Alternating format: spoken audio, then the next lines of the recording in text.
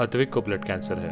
उसके माँ बाप उसके इलाज कराने में असमर्थ हैं। इन्हें आपकी एक छोटी सी मदद की जरूरत है। डिस्क्रिप्शन में दिए हुए लिंक पर जाएं और अद्विक की उम्मीद बने।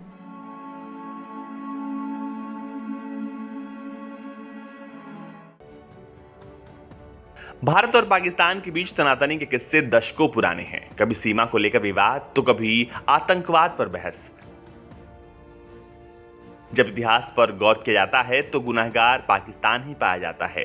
वहीं पाकिस्तान जिसने हर एक विवाद के बाद दूसरे विवाद को जन्म दिया, जिसकी नीयत हमेशा से भारत के खिलाफ षड्यंत्रों को अंजाम देने की थी। हालांकि भारत ने हमेशा से बेवजह के विवादों को पनपने से रोकने की कोशिश की, लेकिन पाकिस्तान के रवैयों के चलते ये संभव नहीं हो पाया। एक बार फिर दोनों देशों के बीच एक विवाद दोनों देशों के बीच करीब 2 सालों से तनातनी की वजह बना हुआ है। हम बात कर रहे हैं असाइनमेंट वीजा के मुद्दे की। अब इस मुद्दे पर दोनों देश इस सुधार की स्थिति में हैं। भारत और पाकिस्तान के बीच हुए एक समझौते के मुताबिक 16 जून को दोनों देशों की तरफ से राजनयिकों और दूसरे स्टाफ सदस्यों के लिए लंबित असाइनमेंट वीजा को मंजूरी दे दी जाएगी।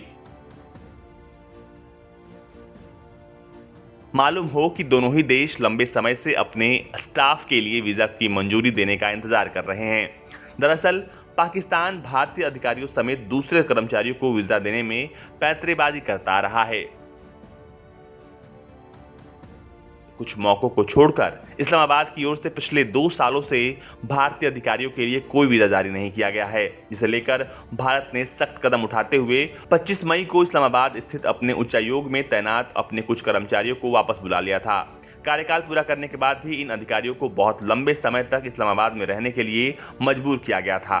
राजनयिकों और विदेशी सरकारी अधिकारियों को उनकी राष्ट्रीय सरकारों की ओर से अपने कर्तव्यों को पूरा करने की अनुमति देने के लिए असाइनमेंट वीजा या फिर वीजा की समय पर मंजूरी जरूरी है।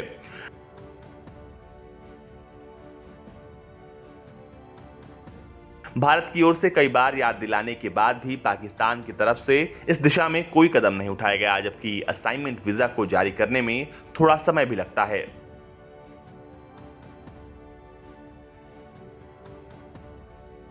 ऐसे में भारतीय अधिकारियों के लिए अनिश्चितकाल तक इंतजार करना काफी मुश्किल हो रहा था। वहीं पाकिस्तान भी अपने राजनयिकों और दूसरे स्टाफों के लिए वीजा को मंजूरी देने के लिए भारत के जवाब का इंतजार कर रहा था, लेकिन अब ये इंतजार जल्द खत्म होने वाला है।